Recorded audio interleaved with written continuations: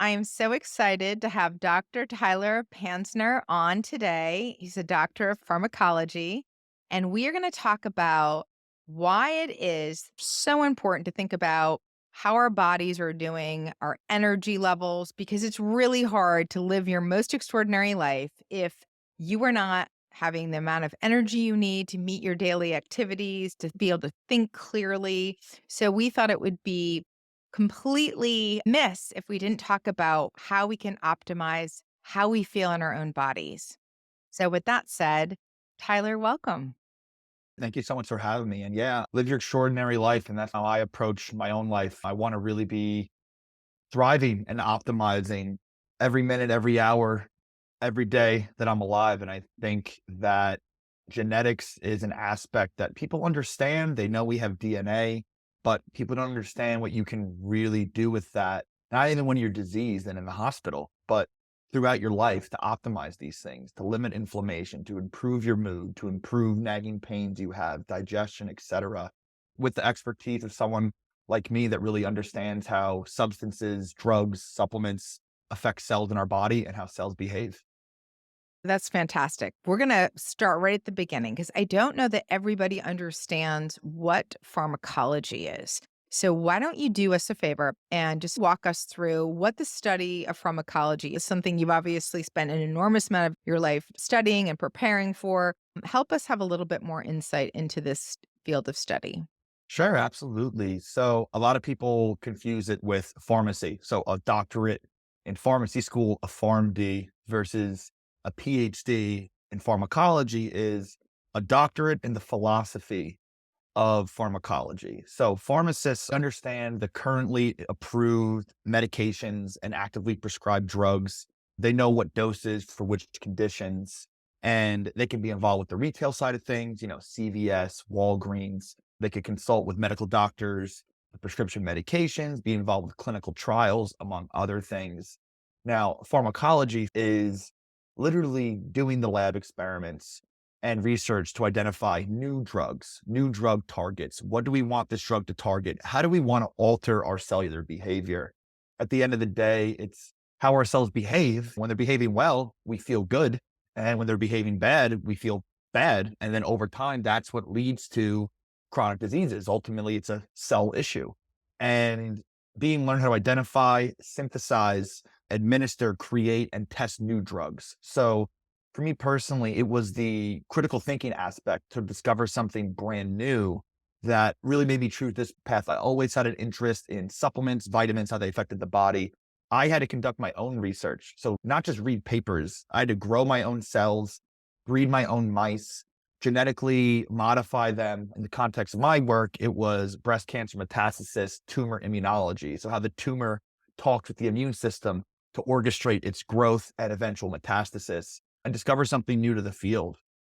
That's incredible. I'm so glad you're here to help us really think through some common ailments we all experience at some point or another in our life and help us think through how our genetic sequencing can inform us how we should be living, what we should be taking, what we can be doing right here at home. Explain to us what genome sequencing is and why it's so important and what it can do for us. Definitely. So most people are familiar, our DNA, the code, basically the genetic code of our life. It's made by four different letters, A, T, C, and G. And based on how that's spelled, they'll make genes. So a gene is turned into a protein in your cell. It's instructions on how your cell knows what type of protein to make. A good example I like to give is, let's say it's the enzyme that makes serotonin. So this gene gives the right instructions based on that spelling of those letters, the sequence, and it'll tell you what to make the protein like.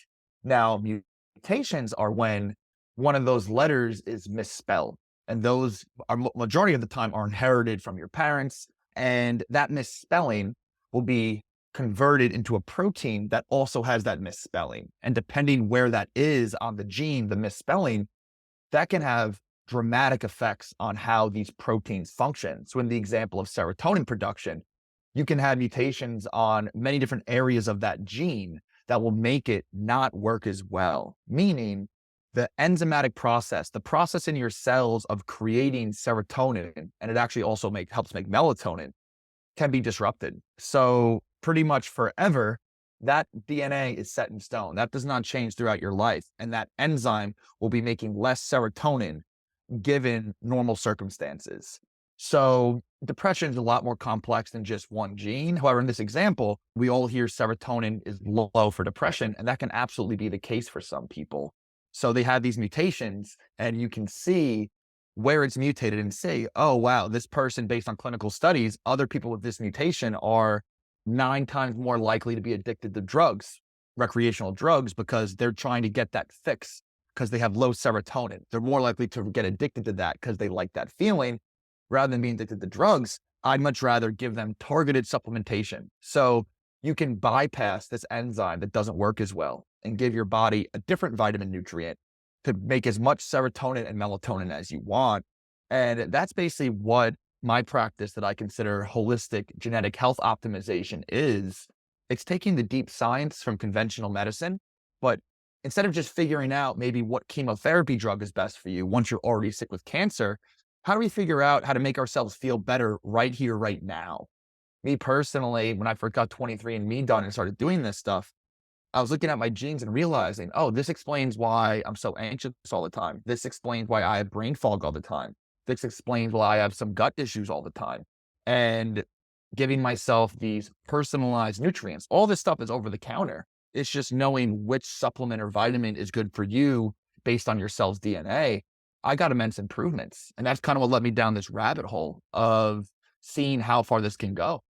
So let's talk a little bit more about that genome sequencing. So if you've ever done something as simple as a 23andMe, which I believe is just a simple saliva test that you send into the company and then they send the results back, you can actually, if I understand it correctly, have that sample sent to another laboratory that actually does a deeper dive on what your actual genetic sequencing is that can then give you indications of what your prevalence towards certain disease states might be. It's not necessarily like an indication that you have this or will get it, but what the probability is that you could develop it over your course of your lifetime based on your genetic makeup. Is that correct?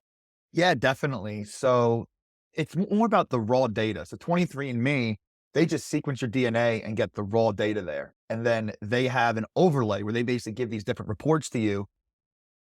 23andMe, they've come a long way, but they give you information like if you think cilantro tastes like soap, or like little quirky mutations like that. Or they do have some information if you're more prone to getting diseases, certain types of cancer or Alzheimer's. But these are just increased risks given you have a poor lifestyle overall. I believe the only major disease state that's pretty much like if you have this gene, you will develop it is Huntington's disease. If you have a mutation in the hunting protein, that will pretty much guarantee that you will eventually develop Huntington's. But all these other diseases, talking to clients, they're worried about, I don't want to know about my risk for these things. I think you should want to know because there are things you can do about that to lower your risk. But that's more what I call the clinical side of things. So risks for cancer, Alzheimer's, diabetes, Parkinson's, etc. And I tend to use that same line of thinking, but how do we fix the vitamin deficiencies? Because it is these vitamin deficiencies, mutations in these detoxification or antioxidant pathways that make our cells sensitive to damage and stress throughout our whole lives. And that's what eventually leads to Alzheimer's, cancer, Parkinson's, etc. So my thinking is optimize your cells now. And not only will you be preventing the risk of these diseases down the road, but you're going to be feeling better. Your brain health is going to feel better. It's living with that inflammation, accepting that low energy, that brain fog, the lack of motivation, the lack of ambition every day, accepting that for what it is. And that's what essentially is neuroinflammation. When you don't feel clear headed and energized, a lot of that is inflammation,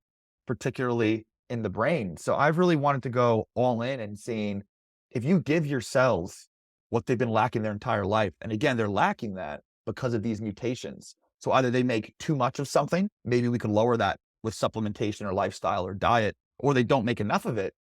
And we can supplement with that exact form because some of these pathways, you can't just get it from food. You get something from food and you transmit it into some intermediate form that you can only get through supplementation. It's not naturally occurring. So you're halfway through this pathway, again, let's say to make serotonin, and you need more of a certain nutrient that you can only get through supplementation. Let's talk about the brain health because I think that's what most people can coalesce around and understand. Because when we're thinking about living life to the fullest and living a great life, oftentimes it's hard to get off first base because we talk about my energy levels are low, I'm just not Yep. feeling well. You mentioned brain fog. I think anxiety is such a Mhm. prevalent chronic situation for a lot of people. And then, of course, depression, whether it's episodic or chronic. I know that that's something that just worldwide is very prevalent. Can you talk a little bit more specifically about what might be a pathway for addressing some of these things? Yeah, definitely. So I mentioned the serotonin side of things. There can be mutations in how you make serotonin. And that's a main way that conventional medicines view depression. You don't make enough serotonin. So they give you selective serotonin reuptake inhibitors, SSRIs, like Zoloft. And those can work for some people. However, A, there's natural ways that don't require medications to boost serotonin that I would much rather try first. But B, you have people going into the doctor and saying, I'm depressed. They give them an SSRI to raise their serotonin. They don't even do tests to see if the serotonin is actually low. They just do a blanket statement. I like to think of it as blindly throwing darts at the dartboard. Oh, we think it's serotonin, you're depressed, but it's been shown that mutations in dopamine pathways can also lead to depression. You can have mutations that make you more prone to inflammation, lowers serotonin and dopamine production. So Mm. it's like an indirect route to that. Vitamin D mutations I also see are very common.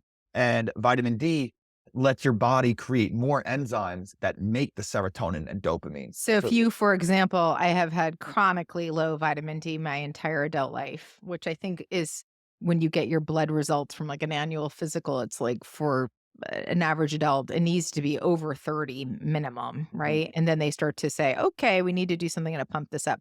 I've always chronically had very low vitamin D, even being out in the sun. mhm. Explain what happens. You mentioned this, but say it again. Explain what happens when vitamin D levels are low, how that actually impacts serotonin. Yeah, definitely. And I think it's a good thing to cover because vitamin D, when it's activated and binds inside of your cells, they'll ramp up the production of many proteins that make serotonin and dopamine. Antiviral genes we've all heard about with COVID and all these viral infections. Vitamin D is very important. And it'll downregulate genes that can cause negative things. So genes that cause inflammation or genes that can cause anxiety or cause increased stress. So it flips on the good and turns off the bad.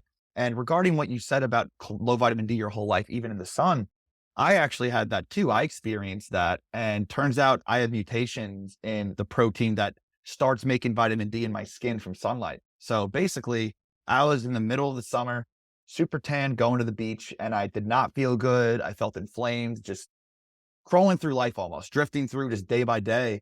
And I had low vitamin D levels middle of the summer. And I'm like, what's going on? I'm super tan. I'm in the sun all the time. And again, my cells will always struggle to make enough vitamin D. You could also have mutations in how you transport vitamin D through your blood.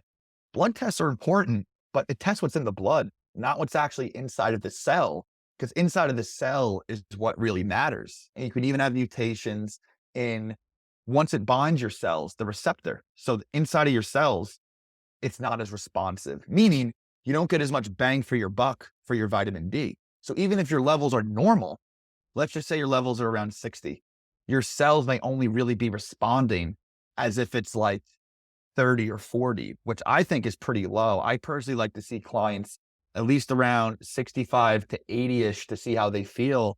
And again, if they have some of those mutations where they don't get as much bang for their buck, you got to crank up the dosage a little bit more, 80, 90 or so, and see how you feel. And a lot of people think that's high, but again, it's not what's in the blood that matters. It matters how much your cells are responding and making those genes to make more serotonin, more dopamine. So yeah, I want to vitamin. actually talk about that for a minute because the Sure. inverse is also true. You mentioned to me when we were talking earlier, not only do we need to be aware, because this is all getting around to personalized medicine, right? Like understanding your specific Yep. genome sequencing. And that's why we really wanted to have this conversation, why it's important. Because just as someone like me or you might have low vitamin D, there might be somebody else who actually has normal levels of vitamin D and everything's operating fine, but they're popping vitamin D supplements because they just think it's good to do. And Yep. that's not necessarily good to do because that can actually alter other things. I would consider like the cellular baseline, Optimization. like the baseline, like where your Okay. cells, if you draw a dotted line at let's just say 100% horizontal line, that's where your cells should be. And you can have mutations that make it so you're normally at 80, so you have to bring it up. But yeah, I'm very vocal, but it's one thing to make sure your cells get the right vitamins. But a lot of people that I work with, again, I'm all holistic, all I help people get off prescription medications, but the goal is to get them off that and be targeted natural supplements, but just knowing which are good for you. A lot of people are taking the wrong supplements. They're taking ones that they think help with inflammation, but it also raises adrenaline. So they're coming to me with anxiety, and their adrenal support supplement they're taking has a bunch of supplements that jack up adrenaline. And based on their genetics, how they break down adrenaline, they're going to be extremely sensitive to that. I'm one of those people. I break down adrenaline 4 times slower than a normal person because I have 2 mutations on a certain gene. So that means I've battled with anxiety my whole life. That's what led me down this rabbit hole. And there are things you could do, breath work, meditation, trying to be more present, being around good people to lower anxiety. But no matter what, for the rest of my life, I'll be more prone to getting a little riled up if some little external stressor happens. My adrenaline will raise higher. I'm conscious now and able to deal with it better, but I'll get a little frazzled easier than most people, and Because it that's lasts for longer. genetically, you're predisposed Yeah. to this. Genetically So, hardwired. That's never going to change. There are things you could do about it. And that's not to say you're destined for horrific anxiety, but I'll look at someone's mutations and I could say, I don't even need to see their questionnaire. I can basically say, you're very anxious, aren't you? And you also have really bad gut health. They're like, oh my God, yes. How did you know? I just see based on how every single one of these mutations are in every single one of the cells in your body. so how can somebody go about getting their genome sequencing? How Yeah. easy is it to do? It's extremely easy. I personally work with the company Self Decode. It's similar to 23andMe, except they also utilize artificial intelligence to really go much, much deeper. You go from maybe 47,000 mutations, they get over 100 million out of the same data. And they take a bunch of hundreds of thousands into account that interact together with this crazy machine learning and give you these overall risk scores. And basically, you order it, or usually I order for my clients, shows up at their door within a day or two. They just spit in the tube, fill out, register the kit real quick online, takes a minute or two, send it back. And then within usually 3 to 6 weeks, we have the results back.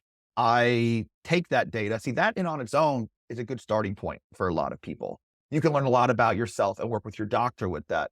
However, for people that really want to leave no stone unturned, I also offer my one-on-one consults for that. Again, the really hyper personalized based on my masterful understanding of how these supplements work. You may have a supplement that works for one issue, but it may lower your iron. And what if your iron's already low? If you're anemic, that may help your allergies, let's say, but it could make your iron issues even worse. But some people that don't understand that may just say, oh, you have allergies, take this supplement.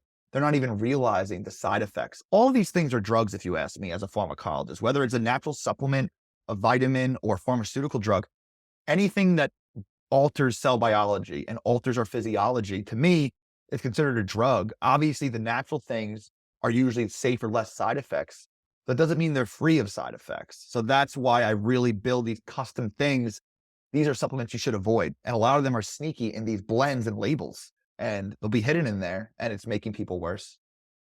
So this is fascinating. First of all, it's easy to do, which Yeah. I think a lot of people, when you say the phrase genome sequencing, they're like, huh? Because it just seems hard. But it's not. So it's as easy as taking a 23andMe test. And if you've actually done a 23andMe test, you can actually use those results and have those sent directly to a company for further diagnostics. You don't even have to do it, order another kit I or actually anything I like that, actually correct? yeah, so like I said, I'm a practitioner for this Self Decode company, but I never got sequenced by them. I did 23andMe probably 5, 6 years ago, took that same exact data, plugged it in, and you get all the same good stuff because at the end of the day, the raw data company to company doesn't really matter that much. It's, at least in self-decode's case, the analysis and interpretation of that data is what really ultimately matters. So that initial saliva sample goes a long way in telling you Yep. a lot about who you are at a very deep cellular level. I'd love to understand better if somebody is suffering from brain fog, A, what you might be finding. And again, we know this is all personalized to someone's individual Yep. DNA and genetic coding, but walk me through what you might find and what you might do, just as a Sure. hypothetical. Definitely. So yeah, so brain fog's a great example. And the thing I like to describe to people is that any ailment, any disease, they have different flavors. And I like to think of, especially for brain fog, you can have mutations in how you make certain neurotransmitters. So that's one thing of it. And I really like to try to think of people as kind of like a canvas, if that makes sense. And people think of supplements. What supplement do I take for anxiety? What supplement for brain fog? What vitamin for brain fog? People think of supplements and symptoms. I view it as cell signaling pathways. So our cells have hundreds of different signaling pathways that tell the cell how to behave. So think of it like a painting. You could have one pathway that's the color green, one that's the color red, one that's the color blue. And everyone's cells, we all have the same colors. We all have the same cellular pathways, but certain mutations can make it so, okay, maybe you produce too little of the proteins that let you absorb vitamin B12. So one thing for brain fog can be lack of proper B vitamins. So you have too little of the color blue. So we need to add a little more color blue. We need to support that mutated pathway. So B vitamins are huge. You can have mutations in how you absorb it through your gut, how you transport it through your blood to your cells, how you activate it and use it inside of your cells to actually make energy. Or you can have mutations in all three of those. And that's what I see. And I'll see people with those mutations usually have brain fog, chronic fatigue issues their entire life. Because again, these mutations happen the second sperm meets egg, this very, very beginning of that fertilization process. That's set in stone. And those mutations are there until you until Until you you die. It die. never ever changes. Those cellular instructions, that painting will more or less be the same. Now, of course, lifestyle can have a good impact. I'm not dismissing the effects of exercise, sunlight, all those types of things, but you can have the B vitamins. Another thing is histamine levels. So people think of histamine with allergies. If I'm sneezing or coughing or runny nose, that's just the tip of the iceberg. I think histamine underlies so many people's issues. Histamine can accumulate whether from gut dysbiosis, so you could have the bad gut bacteria, and then you also have genes on your cells that help you break down the histamine. I have two mutations in the gene that breaks down histamine inside of all of my cells. So anything that raises my histamine, I eat foods that are higher in histamine, I get a histamine response. For me, it's all brain fog, inflammation in my brain. For some other people, it's their skin. So they get hives, eczema, acne, psoriasis, or other people it's in the joints, they get joint pain, or people in the gut, bloating, indigestion, constipation, diarrhea. Basically, we don't know exactly why it accumulates and affects certain organ types for certain people. But whenever I have anything that's higher in histamine, so coffee, vinegar, tomatoes, I get that same brain fog feeling. I feel amazing day to day. And if I have something that's higher in histamine, within minutes, I feel just my energy come down and my thoughts come much harder to form and connect to each other and flow properly. This is amazing. So let me ask you this. I think I know the answer, but I'm going to go ahead and ask it anyway. Is there any reason why any adult shouldn't go ahead and get their genome sequencing done? Yeah, I mean, obviously, I'm a little biased here, but I think every single human being on the face of the earth can benefit from this. No human being has the perfect genome. Everyone has mutations that can be supplemented around or improved upon through this targeted supplementation, as well as maybe some certain diet choices. There's mutations that affect what components in food can bother you, like gluten, celiac disease. I have mutations for gluten sensitivity, and it completely wrecks my gut health and it goes to my brain. Now, it just depends how many of these mutations you have and what your day-to-day life is like, and also what you want out of life. Some people, I'm one of those people, I want to be crushing it every single day. I have very high ambition. I want to be optimizing every single moment. So I really want to get every drop out of my mind and body, obviously in a sustainable, holistic fashion. Some people just want to have less joint pain so they can play with their kids. They're not too concerned with or biohacking based on your genes. It just depends on the person. But again, every single human being has some of these types of mutations. And it's interesting to see. I have clients with similar mutations. Some of them will have really bad depression. Some of them will have Crohn's disease. Some of them will have IBS. Some of them will have rheumatoid arthritis. So it's very interesting how similar mutations can manifest in different ways for different people. But then there's also certain mutations that kind of like serotonin production is more so for the brain or gut type stuff, not as much for the joints. But in short, yeah, I think every human being could benefit from it. And I just can't help but think I spent the first 25 years of my life constantly high histamine, brain fog, eating gluten, always inflamed, kind of just wondering. I'd be drinking coffee, wouldn't be doing anything. I'd be spiking my histamine more. And I'm like, I should be feeling better than this. I eat very, very healthy. I'm a fitness addict. I work out all the time. I feed my body good nutrients. Why do I not feel better? So imagine if throughout my life as a child, my parents knew these things. And you could obviously adjust the doses for supplementation or avoid certain foods.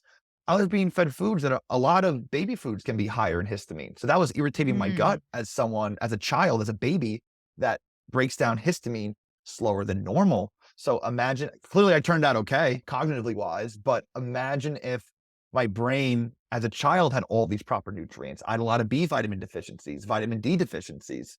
I even work with clients for children that have ADHD and they don't want to go on medication. I think it's one thing that drives me insane are how many children are being put on ADHD medication, Adderall, Vyvanse, Ritalin, when at the end of the day, it could just be a histamine issue or a B vitamin issue or even a vitamin D issue. All of these are directly linked to ADHD and signing these children up for highly addictive medications that actually harm their brain. These medications are not good for the brain.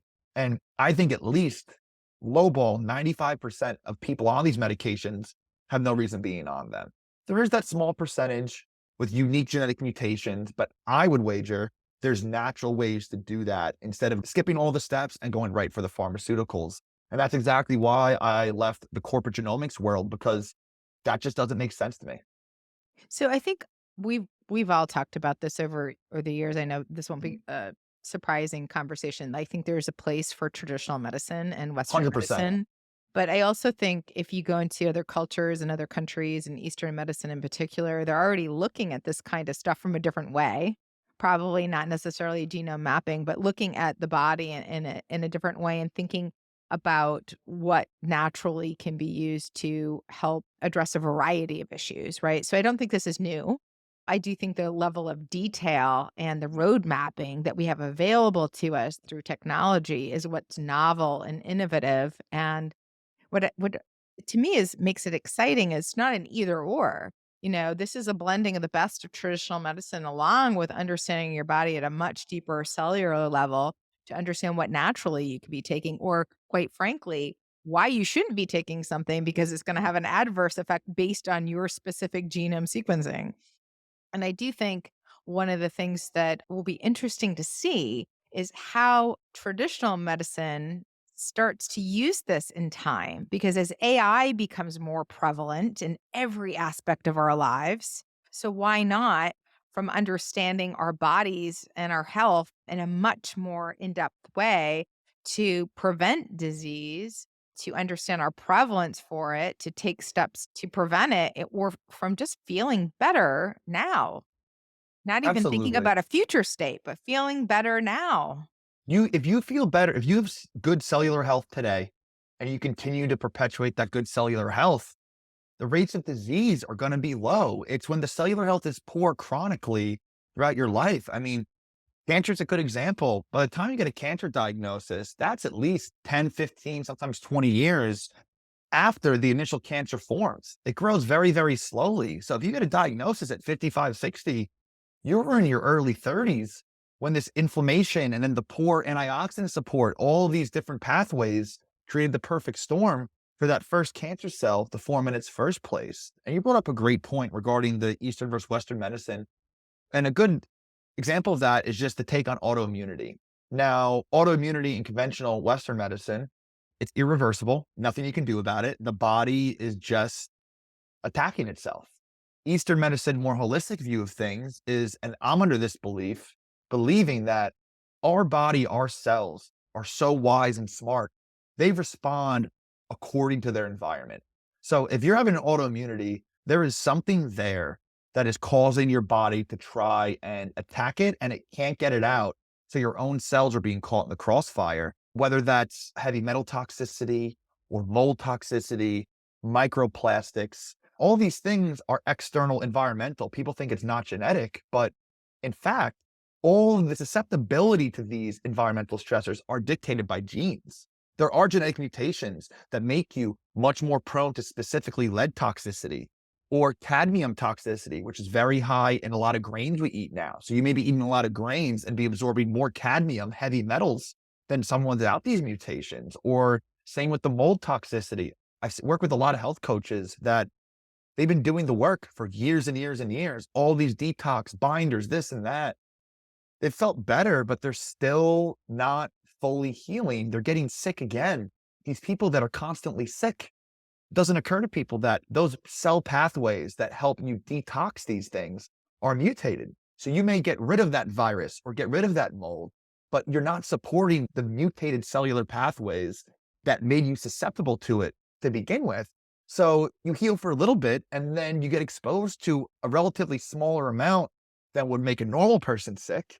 And then you're reinfected again. So it's that vicious cycle there. So even the external environmental stuff is still ultimately dictated by your genes. How many people get heavy metal poisoning or get mold toxicity that don't have any of these mutations? We don't have the data for that yet, but I would say most of the people that are getting sick with these things have a genetic predisposition to getting sick with these things. So before you're sick with these things, you can look at genetic sequencing and know, okay, I am prone to airborne mold. So if I'm moving into a new house, I better get that checked beyond belief to make sure there's no mold at all. Because if anyone's going to fall chronically ill from it, it's me. Yeah, no, I hear you loud and clear. So let's just say someone's not feeling well. They're feeling like joint pain. They're feeling inflammation. They have maybe a variety of things. I think gut health is huge. I Mhm. think so many of us of a certain age can say, "Yep, I hear you, Tyler." If they were to go right now and order a kit and have it sent in 3 to 6 weeks, they could have a roadmap of better understanding what gene mutations they have that are causing some of these prevalence of what they're feeling, or the conditions they're experiencing, correct? Exactly. And they could take it to their regular doctors. Will the regular doctors know what to do with it? See, that's the issue. A lot of conventional medicine doctors just outright dismiss it and they weren't trained in that. And it's, Mhm. you can't hate the player, you got to hate the game because let's say that you've been practicing medicine for 30 years. You learned before sequencing was really a thing. You're Right. so busy seeing endless patients day in and day out. You're working long days. You're not going to go and reinvent the wheel and relearn these things. So that's part of the issue. But part of my mission is to eventually be training other practitioners in how to implement these things and how to think this way. Because this is undoubtedly the future of medicine, and AI is just going to make it that much faster on how we connect all these dots and everything. So, yeah. Wonderful. Well, this has been fantastic, very, very informative. If people want to learn more about the work you're doing or get in touch with you, how can they do so? So I'm on Instagram at Dr. Panzner, TikTok as well, same tag, Dr. Tyler Panzner on Facebook as well. And I have a website, drtylerpanzner.com, but no dot after the doctor. Wasn't able to do that there. We'll include all the links in the show notes as well. So thank you again. This has Thank you been so much for having me. incredibly informative. And I'll be following up with you because I'm going to go through this with you. And we'll go on this journey together and take a better look at what's going on with me because I am here for it all. I plan on living a very long and healthy life. And I think the information is power. And understanding your prevalence to different things or what might be happening at the genetic level is just one piece of the equation of understanding how to live a better life. And I'm here for it. So Yeah, thank you. can't wait to work with you. And I really hope everyone listening got some value out of this. I truly believe it's going to change the world. and really put a dent in making us thrive more as a species, be happier, be healthier. So thank you so much for having me on. I had a great time. Wonderful. I hope you come back. Thank you for watching this video. If you enjoyed it, please comment, like, and subscribe to this channel to continue to receive content that inspires. Let us know what resonates and what you'd like to hear more about. You are here for a purpose. It's time for you to step into that purpose, become the most authentic version of you, and start living, truly living your extraordinary life. It's never too late. And in fact, we're just getting started.